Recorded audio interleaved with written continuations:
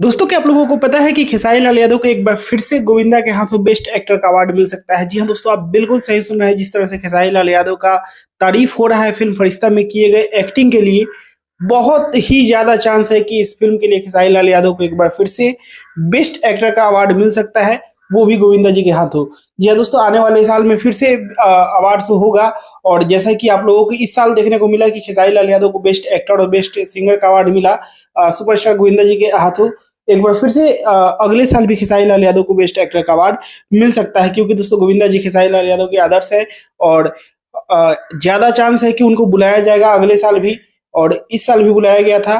तो may be कि अगले साल भी खेसारी लाल यादव को फिल्म फरिश्ता के लिए बेस्ट एक्टर का अवार्ड मिल सकता है। बाकी दोस्तों, इसके बारे में आप लोग क्या कहना चाहते हैं कमेंट बॉक्स में बताइएगा।